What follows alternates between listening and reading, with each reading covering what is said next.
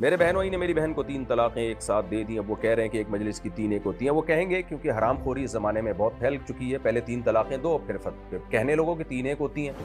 تو آپ اپنی بہن کو مت بھیجیں, یہ زنا ہے, حرام ہے, ناجائز ہے. اور جب بھی میں کہتا ہوں 3 طلاق کے بعد اہل حدیث سے فتویٰ لے کے بیوی کو رکھا تو زنا کا گناہ ملے گا, تو بہت سے اسکالر ایک دم حرکت میں آ جاتے ہیں کہ یہ مبالغہ آرائی کرتا ہے. پھر وہ حوالے پیش کرتے ہیں, فلانے کا قول بھی ہے, فلانے کا قول بھی ہے. بھائی صاحب, قرآن و سنت میں 3 طلاقیں 3 ہی ہیں.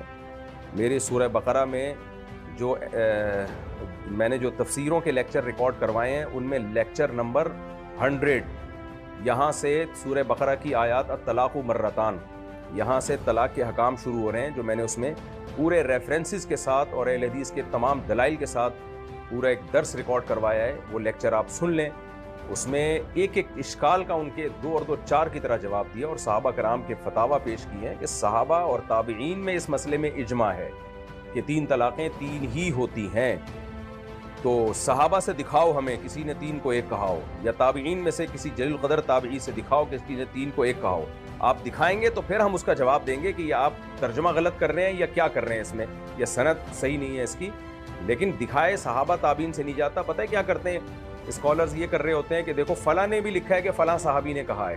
بھائی فلاں کے لکھنے پر گورنمنٹ نے کوئی پابندی نہیں لگائی, کوئی بھی کسی بھی ٹائم پہ کچھ بھی لکھ سکتا ہے. کہاں کہا ہے, کون سی کتاب میں ہے, صحابی کی سند تو دکھائے نا.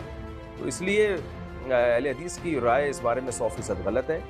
3 طلاقیں 3 ہی ہوتی ہیں, اور آپ اپنی بہن کو نہ بھیجیں. باقی فتوے ہر جگہ سے مل جائیں گے مارکیٹ میں.